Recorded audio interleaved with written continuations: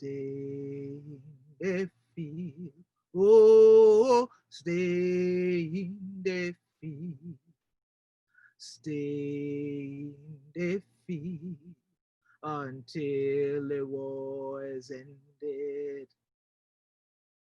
These are the sounds that we get it up on this your land while we were did it.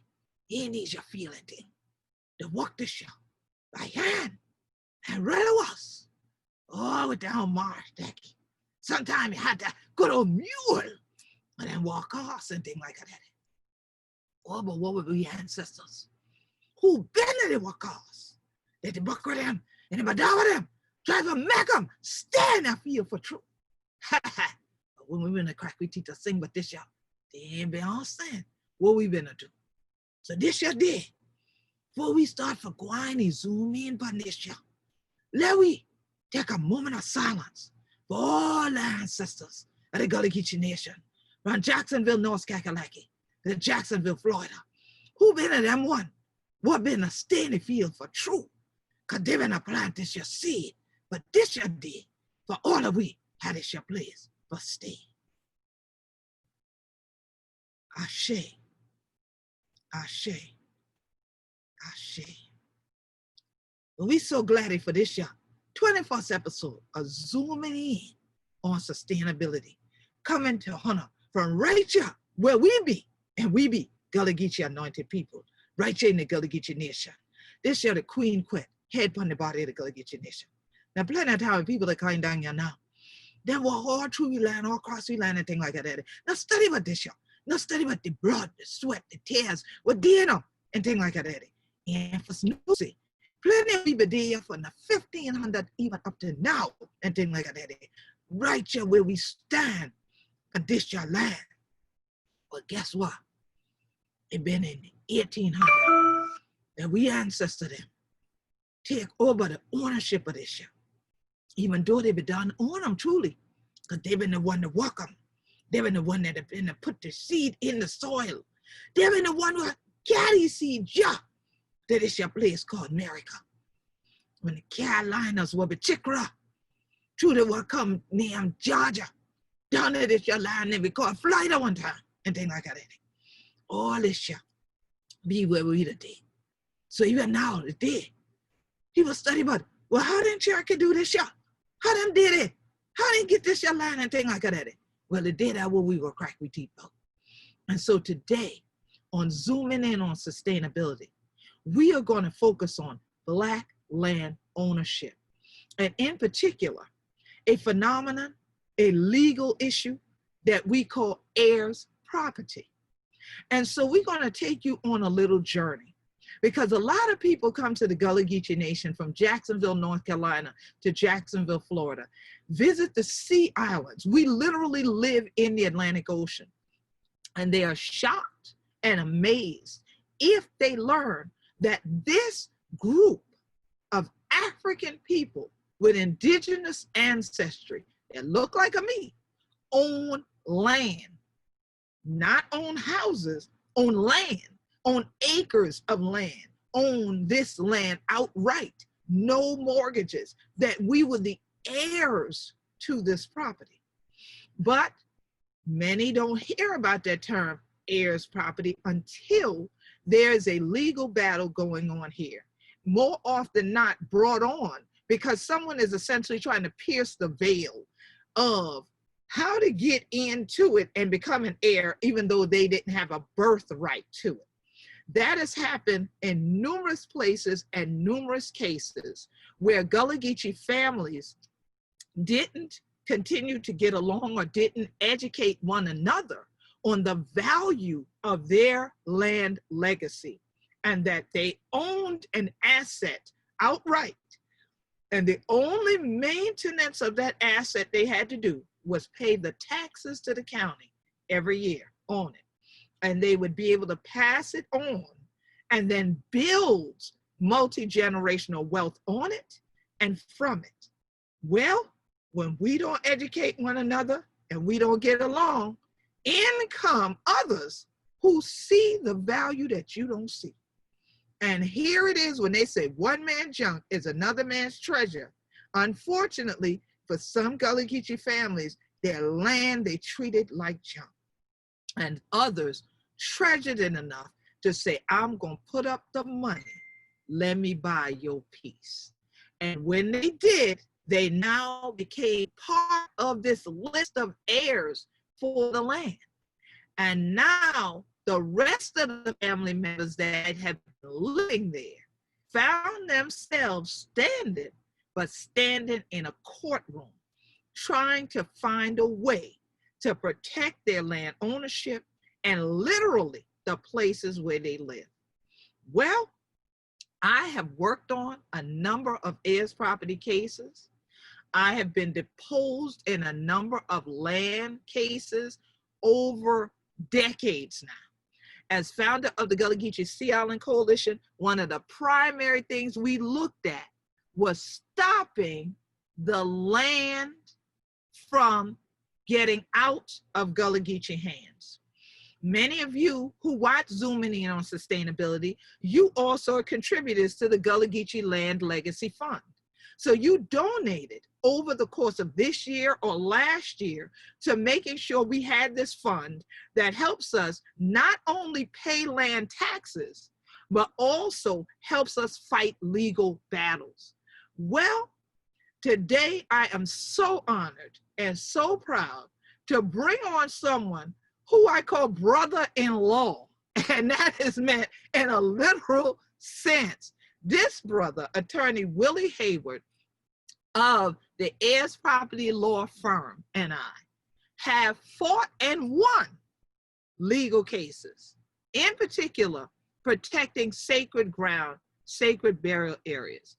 And every day of his life, Brother Willie Hayward, who's here with us today, is in the midst of the courtrooms. He's in the midst of the vertical files. He's in the midst of the law libraries, looking up things and helping families to realize what they can do to hold on to their heirs' property. Now, I know some of y'all saying right now, Queen, that's why I'm here today, because my family got heirs' property. We know we have to do something because them children will sell. You do not need to sell. Let me tell you what happens when you sell. Okay. Y'all ever heard this statement? It's better to teach a man to fish than to just feed him a fish for the day. Well, when these people approach you with a check to say, let me buy your land, they trying to take your fish sandwich from you. They don't want you fishing consistently on your own.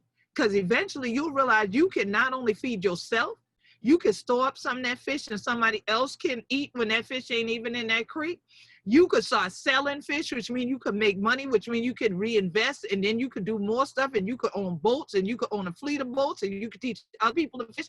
And now you have an enterprise and an empire that would feed people for generations.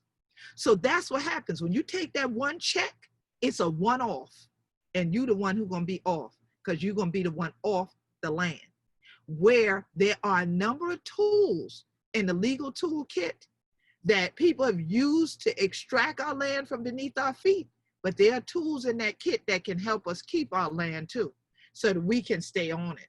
My family has owned this land that you see behind me since the 1800s. On both sides of my family, we still own the land that we inherited as heirs property initially, but then later divided up so the individual owners now have their own deeds, and they keep getting their own land tax bills. Now that's where we come in now.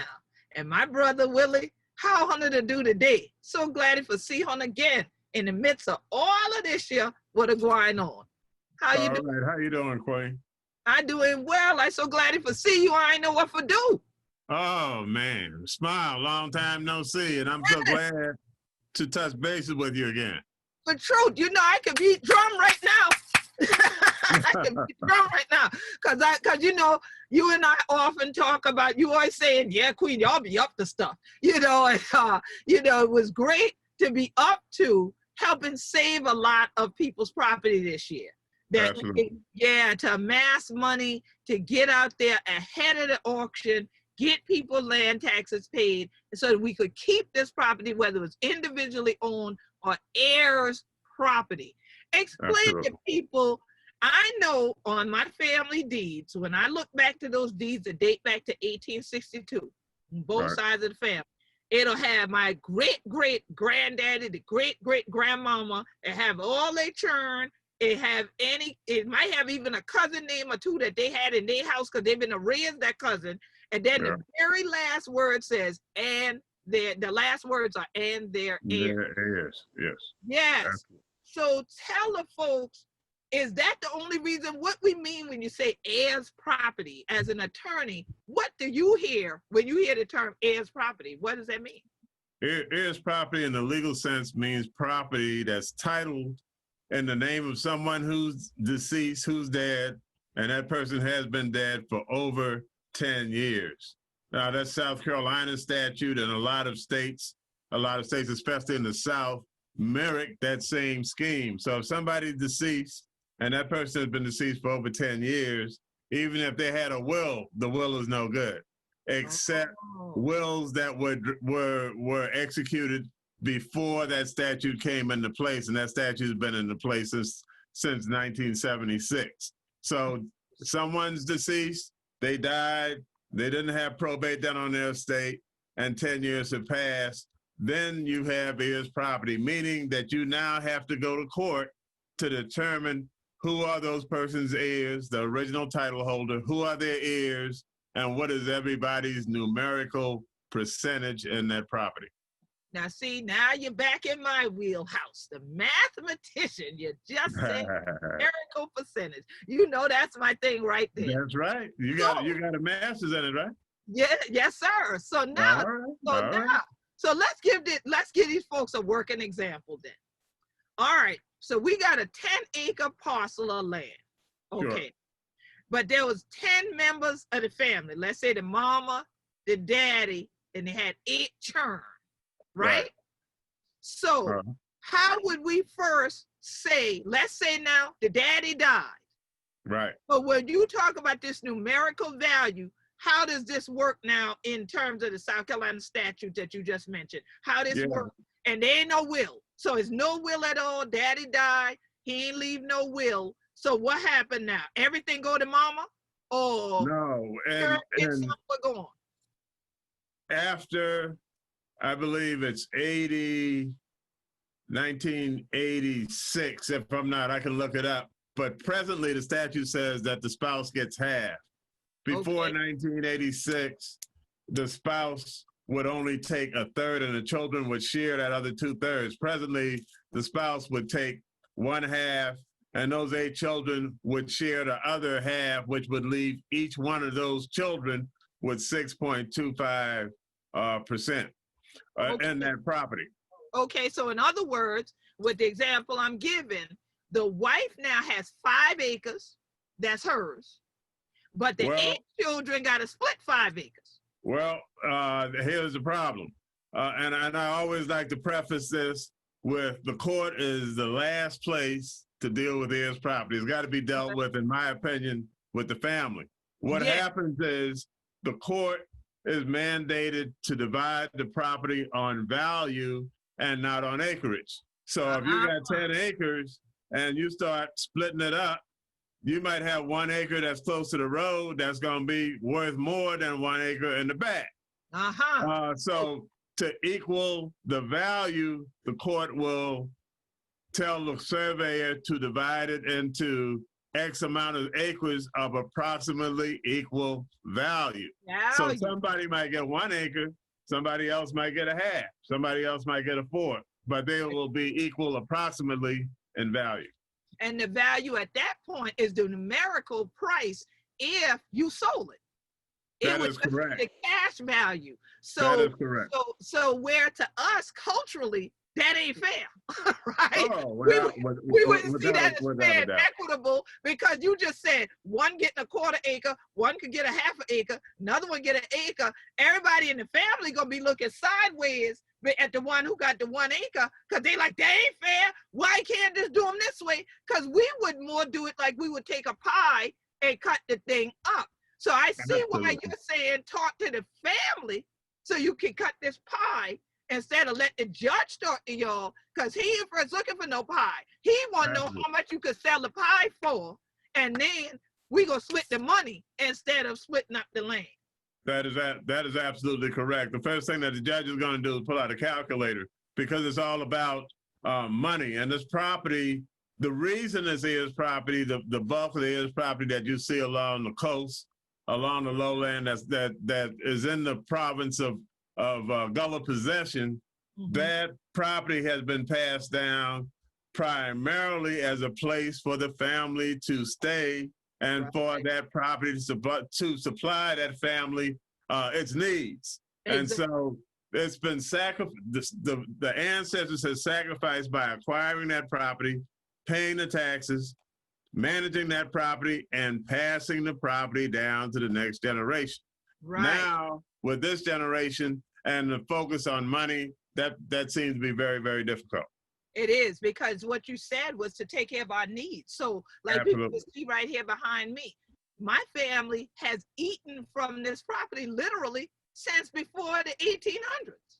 Absolutely. The 1700s, when my ancestors were enslaved on this property on St. Helena, they were feeding not only themselves, but everybody on the plantation, because they had to work the fields. They had to do that. So not only growing Carolina gold rice, but other more staple crops, okra and tomatoes. Y'all know we can nap on some okra and tomatoes and things, and so all these kinds of things, watermelon and cantaloupe and all that stuff, corn, peas, beans, greens. These are the way that we gave subsistence and sustenance to ourselves and was self-sufficient. So now, if we sell the thing, then we can't do none of that. You got to take your money to the store to buy your food, right? That's absolutely correct. And the folks who understand that distinction between real property, just on an economic sense, they understand the distinction between real property and personal property, that real property has more value, absolutely, in the long run, than personal property. Personal property is anything you can move around, including money. And they're going to give you that in exchange for your real property interest. And in 10, 20 years, they're going to be richer than they are now, and you're going to be broke. So they have divested you financially. On the cultural end, the further they can divest Gullah people from their culture, the easier it is for them to possess that property that was once theirs. Because now that value is placed not on the family and not on the land, but on material goods. Exactly. And it's so critical that you brought up this distinction about the real property versus the personal property, because let's go to talking about wills. Yes. Because I know that when you and I talked about wills probably more than a decade ago now, and we talked about a mobile home. And you said, well, no, the mobile home don't belong in this section right here, Queen. I said, why not? You said, because it's movable. So if it's movable, it's personal property. And we know that a lot of people lose their trailers for not paying the note, but they lose them for taxes and stuff like that too. But that's a personal item. But you also pay taxes on real property, which is the land tax, which then when that land get auctioned off, like how our ancestors got auctioned, you lose it. Our ancestors bought the property on auction, and it would be a sin before God for us to lose it at auction. So explain to some people why a will is even important. Like we mentioned the wills, and we saying, oh, but daddy ain't had no will, so this how it gonna go. So you would say then, yes, work with your family members, but then what about helping family members to understand about writing out wills for when they're not here to talk and express their wishes? What is the value of having a will, and how do you deal with real estate versus personal property when it comes down to wills? And a will is just one part of what they call estate planning, meaning that you have made some arrangements for your demise of how you want your estate handle, how you want your estate distributed. The will is just simply a document which expresses how you want to divide whatever property, be real and personal, how you want to divide your property among your heirs. Now, a lot of people have the mistaken idea that you should leave your children something. There's nothing in the statute that says you have to leave your children anything. However, most of the wills that I've seen done locally divide the property among the children. If not all, then most of the children, or they would leave one child and they put it in a will as trustee or overseer of this property. And I'm going to mention problems with that being the trustee or overseer. The will tells the court or tells the legal society how you want that property divided. If you don't have a will, then there's a procedure by which you either go to probate court, which would a judge would then determine how your property is divided according to the intestate statute, or if it's over 10 years, then you have to go to a higher court, which have to go to circuit court now, have to go to the master in equity, and it's a very expensive enterprise now to unravel who are the intestate heirs of your estate. I want to just touch a little bit on having of conveying property by deed or will to someone as an overseer and someone to be responsible. And our ancestors had one thing I believe that we don't have today, and that's trust. And trust, mother wouldn't trust, but they can put that land in the hands of someone. It's usually the oldest man, or the oldest male, or oldest female, and they'll take responsibility for the property, make sure the taxes are paid, they collect the taxes, make sure it's paid, make sure nobody intrudes on their possession, and then passes up, make sure it's passed on to that next eldest in the family. I found, and I had a couple of recent cases by which that was done, and folks have deeded, and they didn't understand when they deeded it to that person, even though they had a verbal understanding that it was supposed to be a deed where that person was a trustee. The deed's legal description said they were giving that person their interest. Well, and that person now is claiming, going to court and claiming that they own the property because they paid the taxes.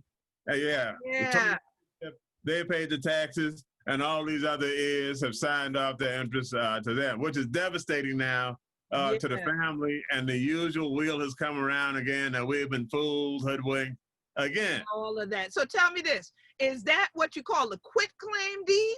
What kind of deed is that?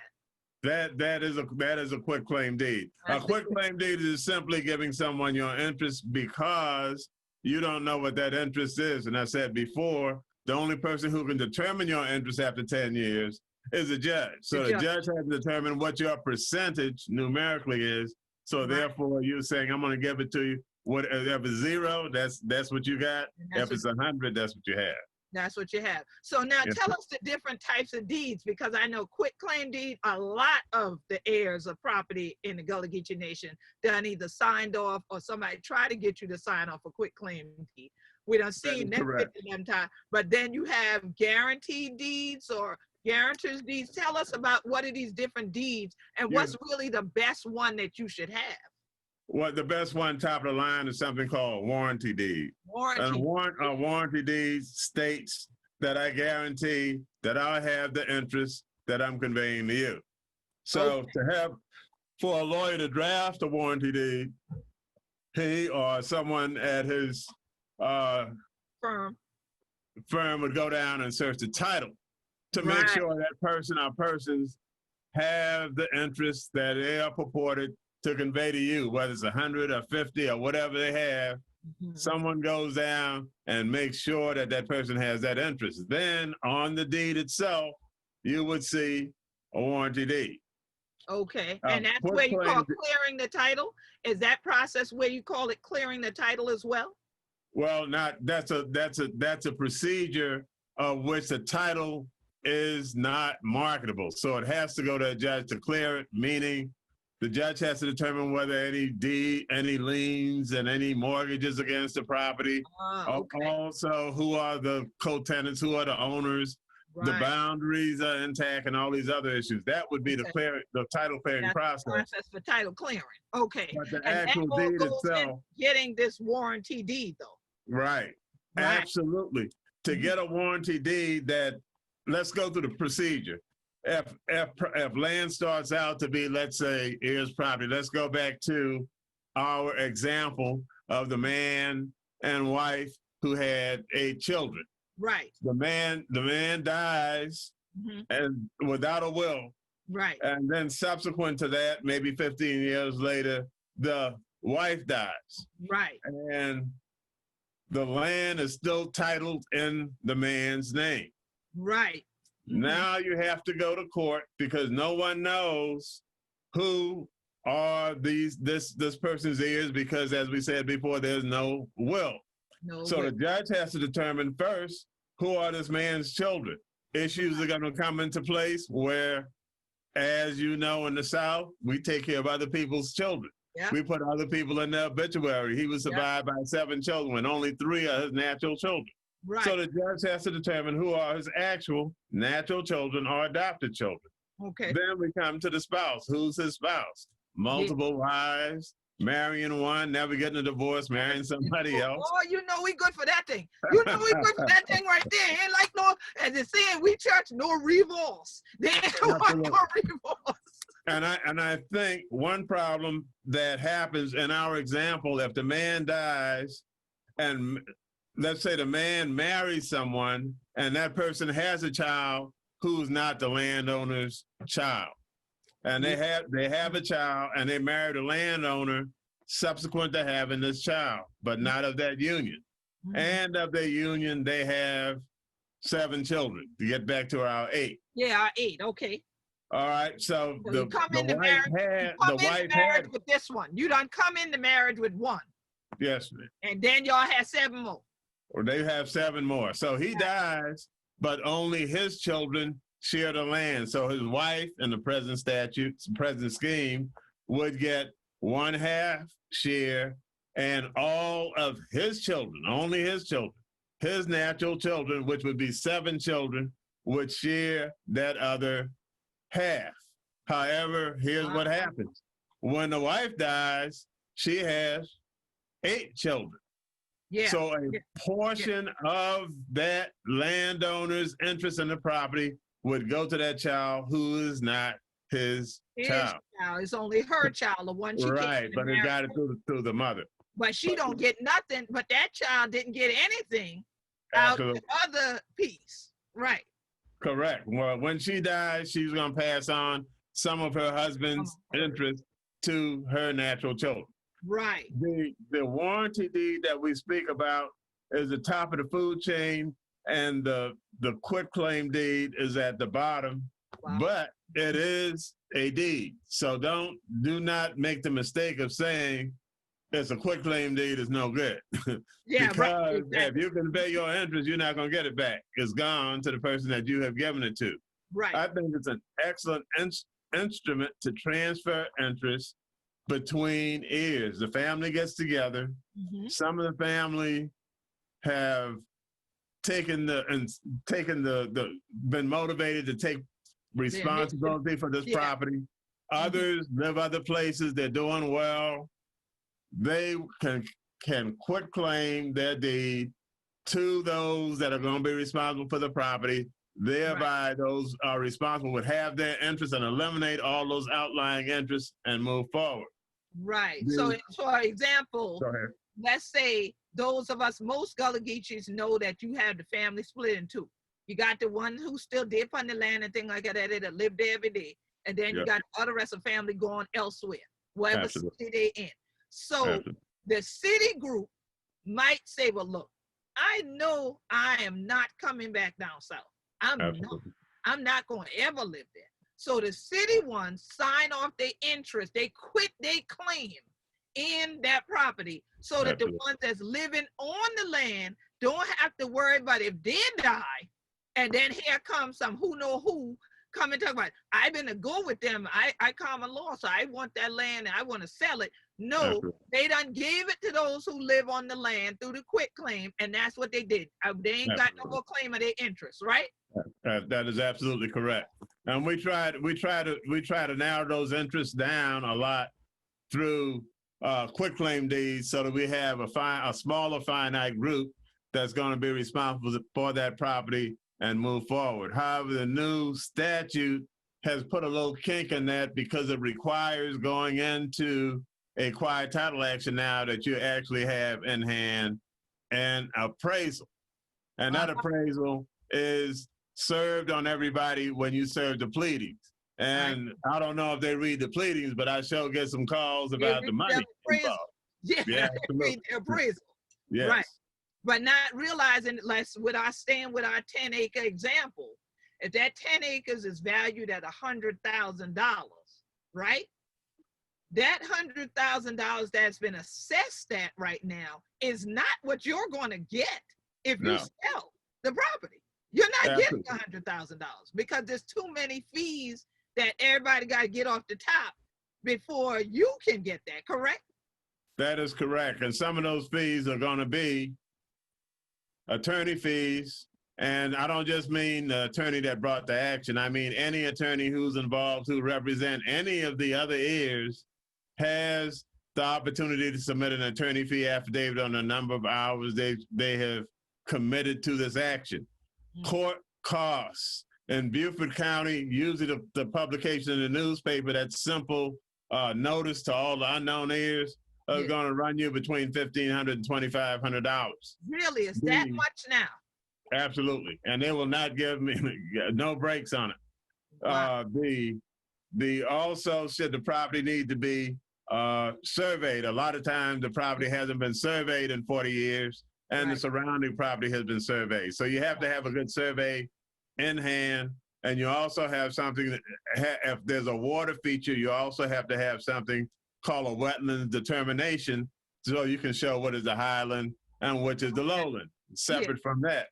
Also, if the property is sold, you have brokers' commissions that are going to come out of the total, what they call a gross amount. Also, the person who's paid taxes on behalf of the other heirs, 10 years of those taxes are going to be reimbursed to that individual. Oh, well, see, that's a part that I don't think a lot of people are aware of. I think that a lot of people feel like they lose out because they've been that one responsible person, like you mentioned earlier.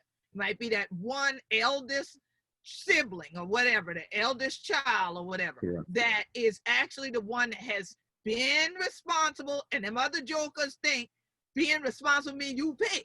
So that person has paid every year. That's why if y'all pay land taxes, when you go in that land tax office and you pay, they'll ask you, even though it's on the land tax bill you show, they'll say, who's paying? Absolutely. They're going to give the receipt in a certain name. So if you give it in your name for 10 years, people just feel like, oh, when these actions come up and these family members start fighting, the person who paid all those years just lose out. But you're saying that if this land is sold, that person gets 10 years worth of their tax money back out of the sale.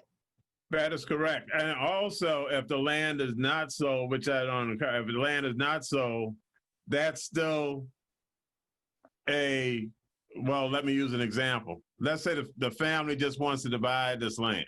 Right. And most, 99% of my cases, you're going to have some outliers over there that don't get a portion of the land. Once the judge determines that you're an heir, you are entitled to your value, whether you get land or not. So there has to be some money generated to pay off these outliers. The money that they get is going to be deducted their share of 10 years of taxes that someone else has paid on their behalf would come out of that money. That's good. That sounds equitable. Right.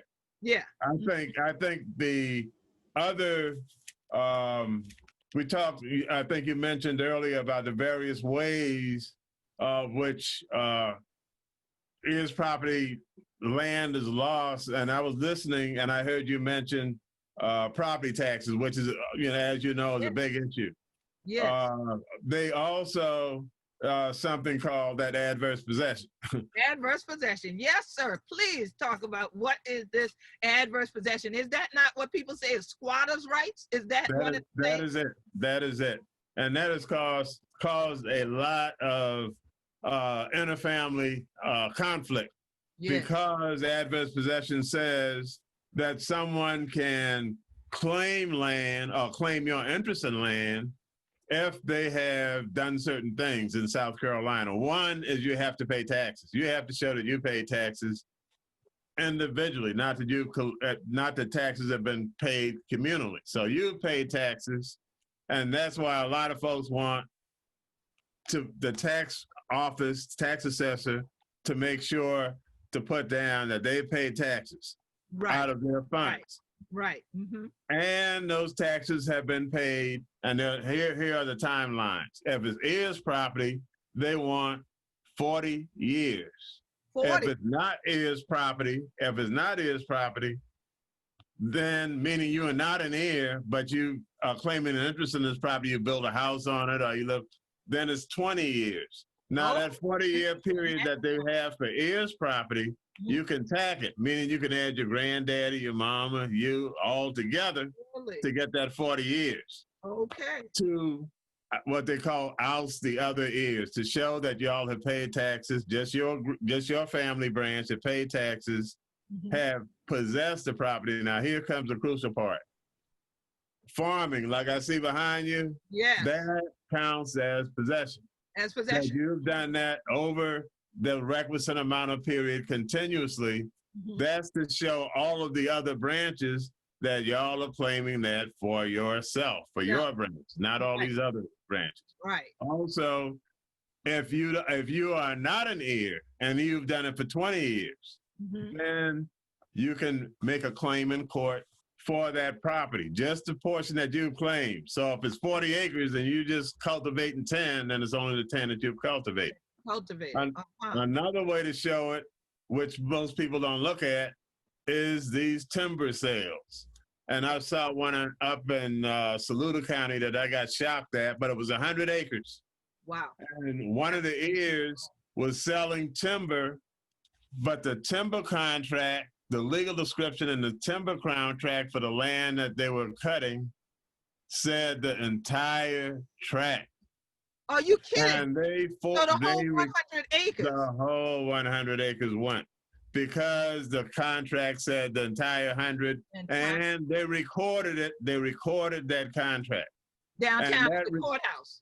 Correct. So that recording in itself says it's notice to everybody, to the public, because I'm recording it. You can go look it up and you can see. So I'm not trying to hide it. I'm not trying to put it on the table. It's open. It's open and it's public knowledge. Correct. I'm telling the public that I'm making claims to this property.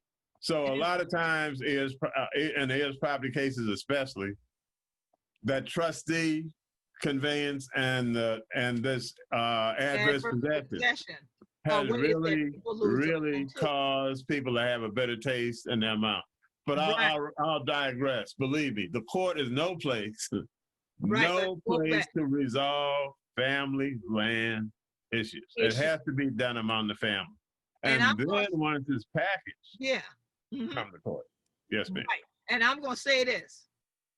One of the things that we were taught growing up is you do not go to an unjust law looking for justice. Absolutely. I'm going to say that again. You do not go to an unjust law looking for justice. Absolutely. Now, Black folk, usually in court, we feel like it's just us. We in there. All right, and all kind of different court, criminal court, land court, whatever kind of court you can think of. Right. We think that, but how we get there? In this case, we often get there because some family member just wouldn't talk to the other family members. Absolutely. Some family member figures they should be the one in charge of something more than somebody else, or they just selfish and they feel like, well, so what? I want money. So y'all don't have to want to sell, but if I got an interest, I'ma sell mine. Well, it's not yours. We own. It's all of ours. And that's why we're saying, we are encouraging you, like we've done in time and again, in session after session, when we've done these heirs property workshops in person. Sit down, talk with the family. I encourage you, when Corona over, when Corona going by business and things like that, you need to have your family reunion meeting, have an afternoon or an evening that is just about property. It's about your property, what you're going to do with it, who is going to be responsible for it, and what it is that y'all see as a vision for building wealth. Black family wealth, we have to build. This wealth gap between us and Anglo people is extreme, and we can close it by holding on to assets that many of us just became heirs of. And I know one of the tools in the kit that we talked a lot about, what gets your assets out of your hands, but let's talk about what can keep the assets in our hands. One of the tools in the kits that I'm familiar with, Brother Haywood, is LLCs, family LLCs, limited liability corporations. Yes. What do you think about families using that so that they can maintain their land ownership instead of ending up in court, fighting each other and losing the land? Can't they end up doing an LLC and then leasing the land so that from now to 99 years or whatever lease they put on it, they would make money no matter if it's a hunting lease or someone builds a strip mall on their property and have to pay them monthly rent, which is what a lease is, that family LLC would gain that income, and everybody who has shares would then benefit. They would get residual income, additional money from that, as well as the land tax would be paid. Isn't that a tool that could be used? That's an excellent tool, and that's a tool that we've utilized in a number of cases. Thomas Barnwell down there in Beaufort is another case. He's a wonderful example. Yeah, the family can, well, one thing you have to do with an LLC is you have to go through the quiet title process so that you know what everybody's interest is. And then those interests are then conveyed by deed into the LLC, which is a democratic, I think, vehicle, which everybody has some input in. And it's run like a company because it is a company. Right. And is legally recognized. And I think more importantly, that LLC is still in existence over multiple generations, and the family is still in control of that asset over multiple generations. As people die, they don't lose control of it. Right. I've run into one problem, a couple of problems here where families, one in particular, has spent over $68,000 clearing title because they had to pay off heirs, and they had to take a mortgage to do so, and they finally paid the mortgage off and got the LLC, and I think they divided into 10 or 12 lots and did a road. Once that happened, the county decided that they were going to develop an outlying parcel on the water, and one of the road that ran along this development that they did, this partition that they did, dividing the property, 40 feet, and they're going to pave it. And they did a referendum for it, just so that they could benefit somebody on the water, because they can't get the heavy equipment. It's just a low country dirt road, but they couldn't get the heavy equipment in there to develop this waterfront parcel. This waterfront parcel. Yeah, right. And so this parcel ended up on a referendum a couple of years ago, and I've been fighting that ever since. But an LLC, you can fight better with your fist than you can with one finger. And so you have an LLC with multiple owners, multiple resources. That LLC can go to the bank, borrow money, pay the taxes, defend itself against outliers, and pass that interest along. And it's democratic because you elect officers, and you can have an input into how that LLC is run. So it's a family,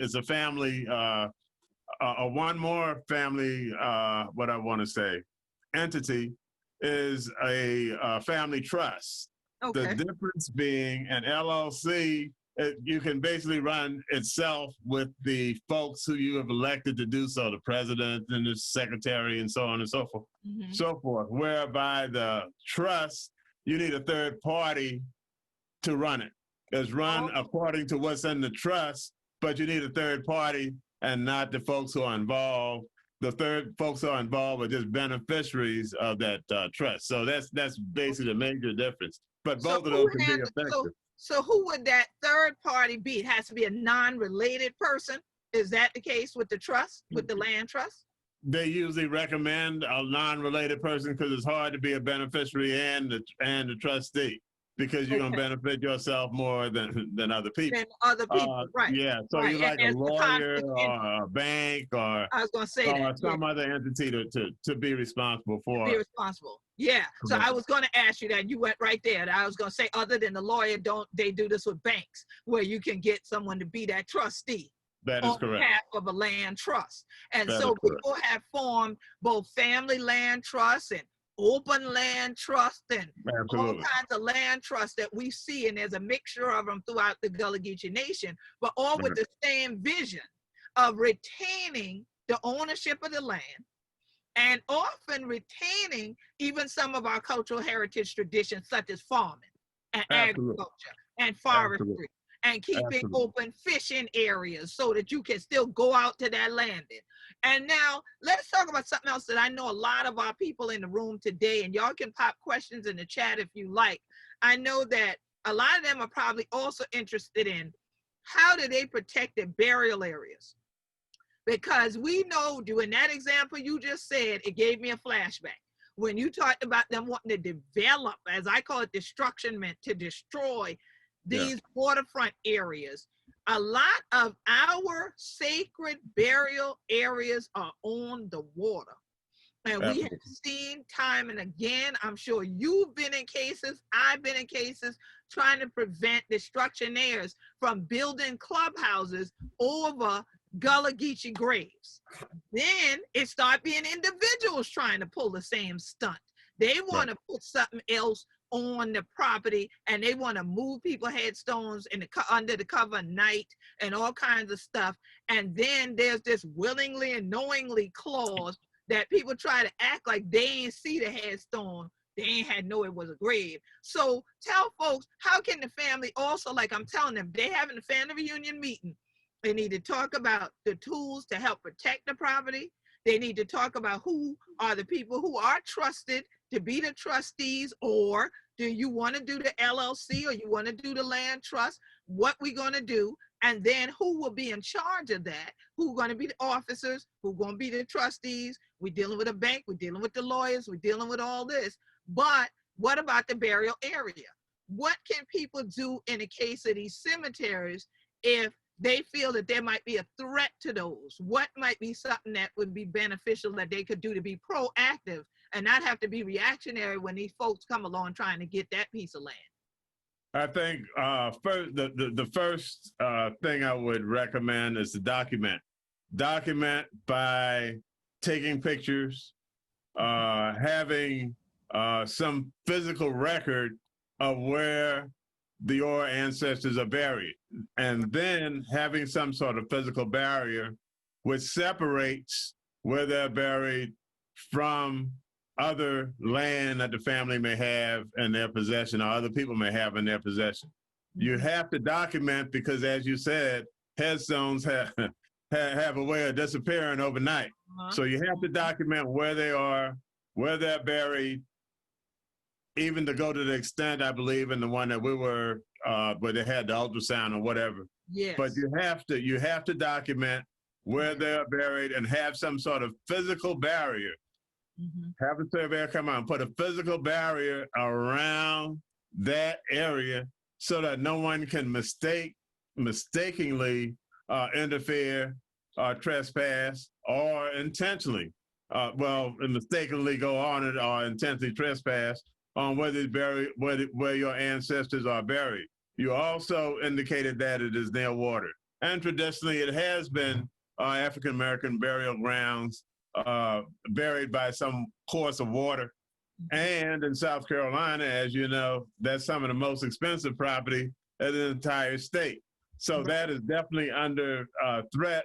That burial ground itself can be put in a separate LLC and be run separately from the property that's productive or the property that they live on. And you can have a separate group of people just to manage that cemetery, to restrict who has access and so on and so forth. And it can be and a nonprofit where you can raise monies to maintain that cemetery in perpetuity for that family. So there are a number of tools in place to preserve cultural, and this is extremely important because once it's gone, it's gone.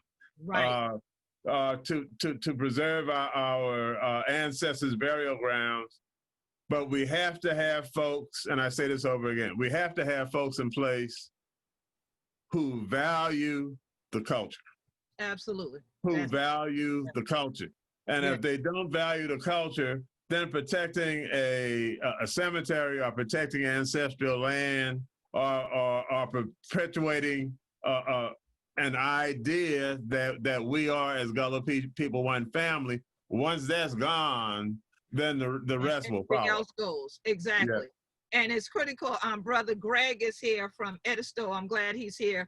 He has a wonderful book about our history and legacy on Edisto, or as we say, Disto, and some people say Edislo, here in South Kakalaki. And so I'm glad he's here today, even though he's down in the Florida region of the Gullah Geechee Nation, because one of the things that he's asking about is the fact, or mentioning, is the fact that many of our ancestral burial areas, and let me make this clear to y'all, we have cemeteries and we have graveyards. And these are all burial grounds and they're all sacred ground, but there is a distinction between cemeteries and graveyards. So just for the point of argument here, the burial areas that are within gated areas, they are on some of these plantations, they give tours, they are somehow now on property that somebody else has the ownership of because your family might have lost it at a tax sale. My routine has been to negotiate those situations. I have part of my family that has a burial area on what is now a gated island. We made those people aware. You all might have come here now as a property owners organization, but we have a human right to continuing our traditions here in the Gullah Geechee Nation. So as the indigenous people of this region, we will not be blocked off from access to that burial area. It only took one letter, one meeting. I know y'all say, but Queen, it's you, right? I mean, I got it. It might have been me, but sometimes that's what you need. If the person's voice is going to be the voice somebody going to hear, that's the person you want. So again, when we're talking about all these tools in the toolkit, that's one of them. You have to be willing and able to negotiate. Do not have this attitude that you can't negotiate with your family, you can't talk to them, and that you can't negotiate and talk to these people who have moved here either. You have to be willing and able to do that. And so also document everything. Document in writing, document with photographs, get scanners now, because climate change and hurricanes are real in the Gullah Geechee Nation. We are still in hurricane season right now. There's work being done while I'm here on the air at the Gullah Geechee Al-Kebulan Archive to digitize things, put those things in the cloud, and have them as an external drive backup. That way, when you leave, you should have copies of deeds, birth records, marriage licenses, and where these ancestors are buried. We need to know where the bodies are buried at. Otherwise, you can spend exorbitant amounts of time and money in court trying to fight somebody else because they are trying to adversely possess your burial area. We hadn't even gotten around to talking about counties and states using eminent domain to take property from people, and then families needing to make sure that they get fair market value. And in most Gullah Geechee cases, that has not happened. They've gotten zero because there was no clear title, there were heirs, and nobody wanted to spend that money to figure out who those heirs are. If you are the heir, You know who your family is. You know your cousins in them. So let's stop all the fighting, the arguing that only benefits people outside the Black community. It only benefits people outside the Gullah Geechee family. It does not help us. Now, let's go again. We don't go to unjust law looking for justice. If it's going to be about just us, let it be just us sitting at the table together underneath the oak tree together and things like that, the crack we teeth of what we want to do with this your land so that we build multi-generational wealth going into the future. The Confiscation Act that was done during the U.S. Civil War by President Abraham Lincoln was how the very same land that our ancestors had been enslaved on and sold, that remember our ancestors were considered property. They were real property for real, but considered as personal property and sold and bartered and given away as gifts. They went from being put on the auction block to standing at auctions, raising their hands, bringing out their nickels, dimes, and pennies, literally, many times in mason jars during the Civil War. Remember, I said 1862. The Civil War in the U.S. hadn't ended yet. The Emancipation Proclamation hadn't even yet been read. And there were Gullah Geechees who managed to get deeds. And then it continued through the war, and then it continued through Reconstruction. So how is it that today we think we can't continue land ownership? We can, but we have to have the right tools. And the first one being effective communication, so that we can communicate well with our families and we'll understand and educate ourselves and educate each other into the next generation. We know the older people in the family a lot of times still got that thing, y'all are churn. You can be 65 years old, but they 95 years old. So you a child to them. So you as a child, y'all are telling, I ain't gonna tell y'all nothing. Look, y'all, I ain't gonna do this here, but you ain't gonna live forever. And if nothing else is proven that to people, I hope this pandemic has proven to people, you ain't gonna live forever. If you didn't realize that before, you have mortality approaching. So we need to get our affairs in order. And one of the ways you can do that is to connect. The Gullah Geechee Sea Island Coalition holds workshops. I know people have been asking us about it even in the midst of the pandemic. If y'all think this is valuable enough, we will try to plan a webinar style, Zoom style workshop to really do some different components of this and get into it even more. You can email us at gullgeeco@aol.com, gullgeeco@aol.com. Go to gullahgeechee.net, gullahgeechee.net, become a member of the Gullah Geechee Sea Island Coalition. And also you can pay membership dues online at gullahgeechee.biz. If you want to sit with your family with an attorney, Attorney Willie Haywood, who is here, he was part of the Heirs Property Preservation Association when it first started. He was one of the founding folks involved. He now has the Heirs Property Law Firm. So you can actually go to him and pay your retainer. Anything ain't free. Freedom ain't free, okay? Pay your retainer and then have an opportunity to have a discussion with him about what things your family needs to do to put together an effective family tree, to also go ahead and document the living and the dead. We done told you that today now. Document the living and the dead, both with the family tree, but also going to the burial area and taking the pictures and doing everything. We ain't gonna talk about why, but just believe me, don't do those rubs where you put the paper on the headstone and then rub them off, because you will increase the fact that they are going to deteriorate sooner. There's ways that you can do that a better way, but document it by photographs, by video, by oral histories with the older family members. I'm not telling y'all this because I read it. I'm telling you because I live it. And I've done all these things just thinking with Motherwit, I'm gonna have to do this. And doing it ended up being valuable because we won our cases in court. We still own our property, we still protected our burial areas, and the family still maintains them. And so a number of the tools we pulled out the kit today are things that I personally have used and we're using in my families on both sides to make sure that we protect our Gullah Geechee land legacy. But if y'all want to go, I recommend that you definitely sit with Brother Willie Haywood. I work with him. I know him to be trustworthy in regard to heirs property and to be able to wake up out of his sleep and talk to you about it. Where I know some other lawyers, they only want to talk to you to know where your land at so they can try to buy it off from you. They hope you lose it at the auction, and they're really working for some destruction there behind your back. So with him, he'd have been your hand of guino with tall, he ain't just get you.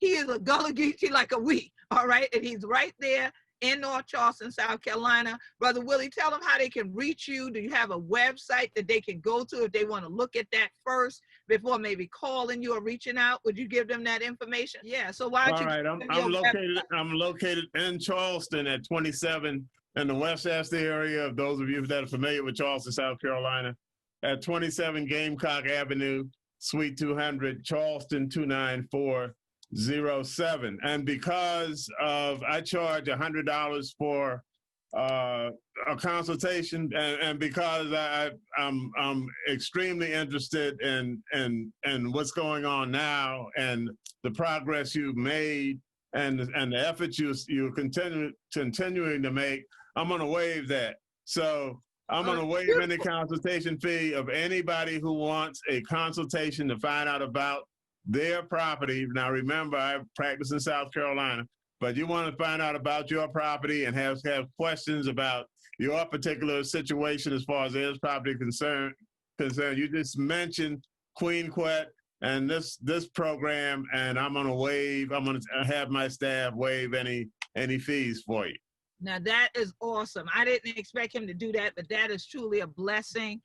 So all 100 children with Deya, that is a point of elation for me, because this is Gullah Geechee Cultural Heritage Awareness Month, and we're doing all we can to make you aware of who we are down here and how for who upon who we be, because we know we be Gullah Geechee anointed people. So that is a blessing in and of itself. So y'all, when you contact Brother Haywood, you make sure to say, look, y'all, yeah, I'm on Queen Quet, and then you won't have to pay that initial consultation fee. Thank you so much for that.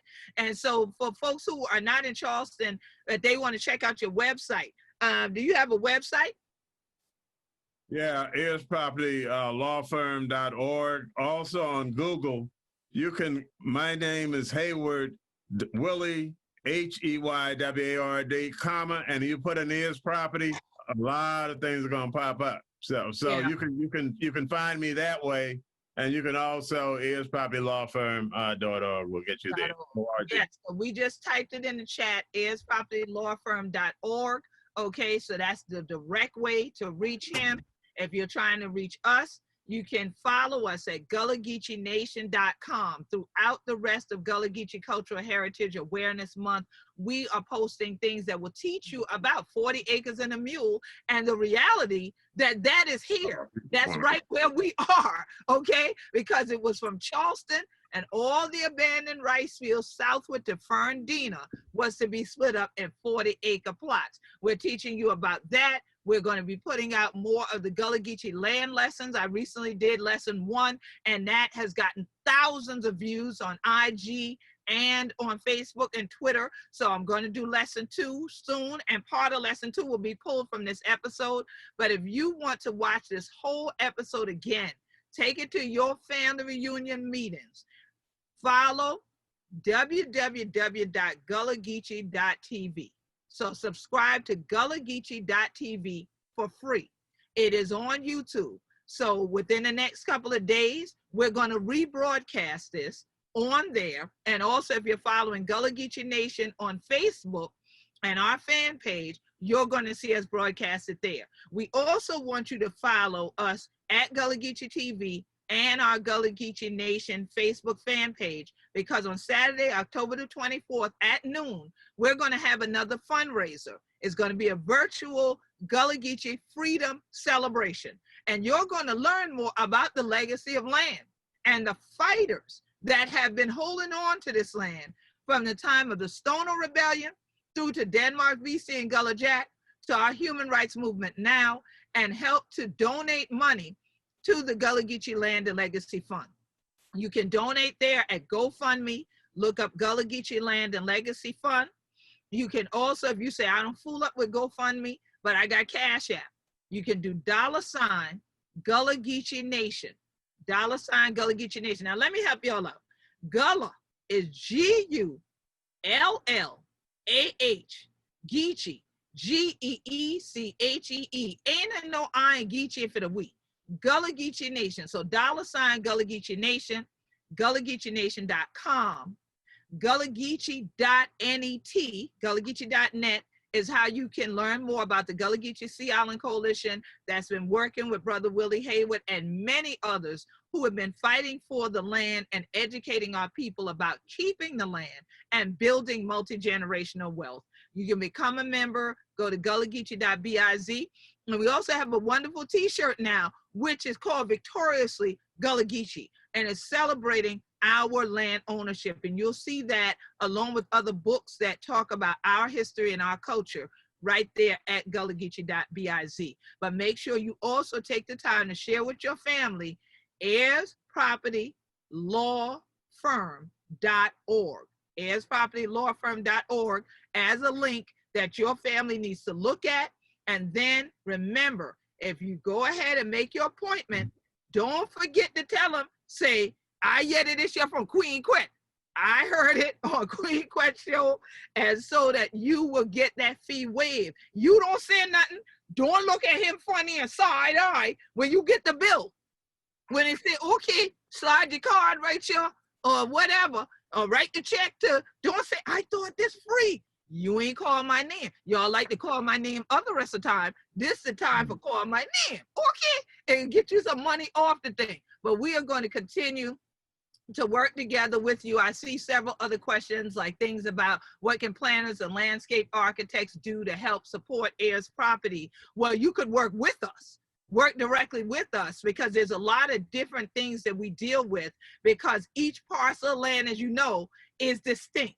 And so each family and the way they may decide to structure how their family goes forward will be distinct. But you could help us in terms of landscape architecture, because you could maybe help us with some of the climate change dynamics, sea level rise, and maybe landscaping things in such a way that protect that property for future generations in spite of climate change and the climate change effects. So definitely email us and we can talk to you more in detail about that. And I want to thank all of you. Y'all are all thanking us. This is wonderful. The barrage of folks thanking us for today. Thank you all for being here. Thank you for tuning in, and thank you for please sharing this. Thank you in advance that you're going to share this. Don't keep it to yourself. Share it with your churn, your grandchurn, even if you think they legally churn. Them churn know a lot of things. And they can help y'all take them pictures we to tell y'all about. And they can help y'all get them document and thing online when y'all are studied or like y'all can't see. And until I see stuff, them children can see good. They don't need these. All right. So y'all need to let them be a part of the process. Don't say because the little children, they don't know nothing, don't involve them. If you want them to be the stewards later on, we got to teach them now. You bend the sap while they're young. Okay, so Brother Willie Haywood, I know we're a little bit over time, but it was important for us to carry this discussion on, because there ain't no greater asset than we have than land. And like people keep telling us, God ain't a make no more of that. Okay, but we do see that God is letting some of it erode off. So we better hold upon the piece we got. Are there any final words that you would give to the family about what we should do so we protect Black and Gullah Geechee land ownership and build wealth in the future?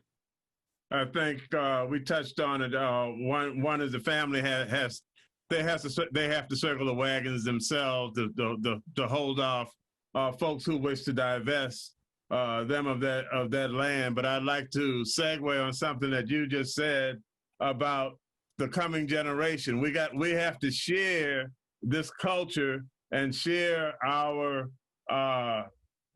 wealth of information and pass it on to the younger generation. We're not doing this I'm not doing it for me. And I know a lot of other family members, they're not doing it for themselves. You're doing it to preserve something for them, for the next generation up. And you got to involve them, not like our parents, just grown folks business. That's right. And we got to involve them, like you said. But I think that's a very, very important point. And I'd like to thank everybody who is a part of this, because I know I told you once you must be 3 or 4 people, because I see you in New York and Kansas and all at one time.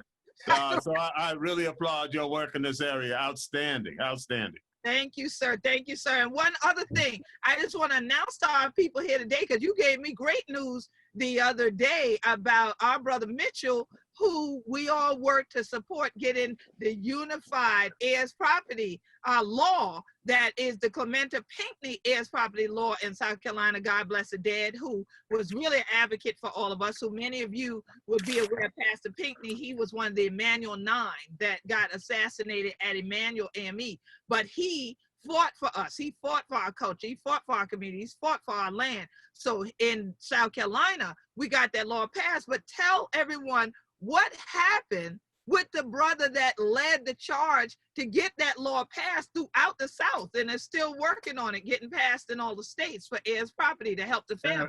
Absolutely. Thomas Mitchell is now a professor at Texas A&M Law School. I think he's assistant dean now. But as the Queen Quet said, he was instrumental in getting the Model Act passed through the American Bar Association that's now been adopted by a number of states in South Carolina. It's the Clementa Pinckney heirs property statute.